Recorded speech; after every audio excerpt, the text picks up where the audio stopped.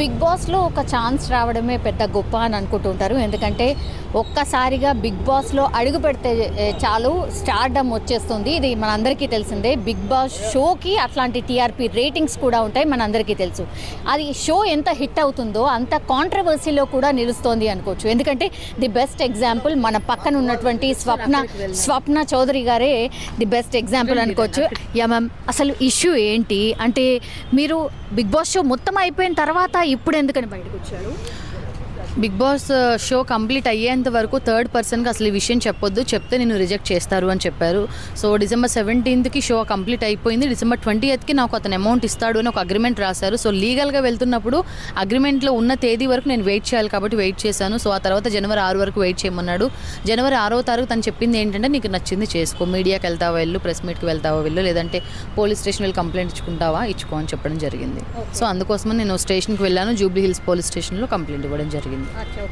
అంటే ఎందుకని ఇట్లా అవకాశాలు ఉన్నాయి, ఇట్లా ఇప్పిస్తామని మీకు ఎట్లా తెలిసింది? అసలు ఏ సోర్స్ ద్వారా తెలిసింది?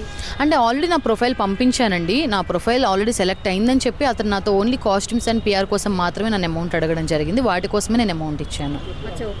సో ఎట్లా నమ్మిండ్రు మీరు? దానికి ఒక ప్రొసీజర్ ఉంటుంది, దానికి ఒక ఇంటర్వ్యూ ఉంటుంది. బిగ్ బాస్ షోలో అంత ఈజీ ఎంట్రీ కాదని మీకు తెలుసు కదా? తెలుసండి. కాకపోతే అతను సీజన్ 6 వరకు అందులో కాస్టింగ్ మేనేజర్గా చేశాడు కాబట్టి నేను అతను నమ్మాల్సి వచ్చింది.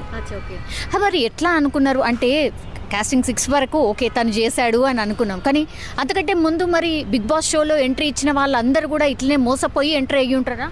లేదండి. సో బిగ్ బాస్ షో వాళ్ళు ఎప్పుడు ఎవరిని అమౌంట్ అడగరు. నేను మళ్ళీ అదే చెప్తున్నా, నేను ఏదో బ్యాక్ డోర్ ద్వారా వెళ్ళాలని కాదు, నేను ఓన్లీ కాస్ట్యూమ్స్ కోసం అండ్ పిఆర్ కోసం మాత్రమే అమౌంట్ ఇచ్చాను. అది ఇప్పుడు ఏంటి ఫర్దర్గా మీరు ఏంటి లీగల్లీ ఎట్లాంటి ప్రొసీజర్ ఫాలో కాబోతున్నారు?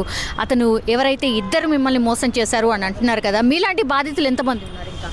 ఇంకా ఒక 5 to 10 మెంబర్స్ వరకు ఉన్నారండి. సో వాళ్ళు కూడా మాట్లాడారు.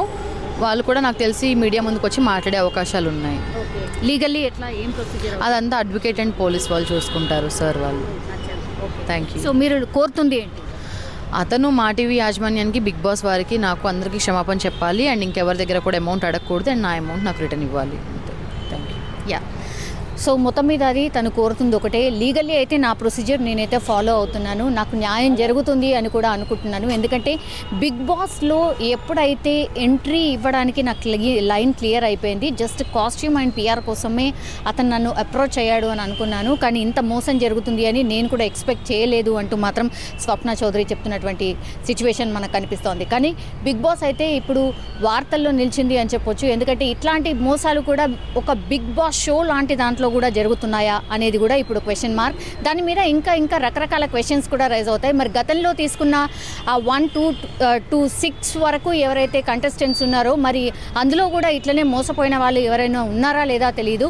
బట్ స్వప్న చౌదరి ఎప్పుడైతే బయటకు వచ్చిందో ఆ తర్వాత నుంచి 5 నుంచి 10 మంది తననికి కాంటాక్ట్ అయ్యి మేము కూడా ఇట్లా మోసపోయామన్నటువంటిది చెప్పారంట. సో ఇప్పుడైతే కాసేపట్లో తను కూడా మీడియా ముందు పూర్తి విషయాలు చెప్పబోతున్నారు అండ్ లీగల్లీ ఎట్లా ప్రొసీజర్ కాబోతున్నారు అనేది కూడా మరి కాసేపట్లో తెలియబోతుంది.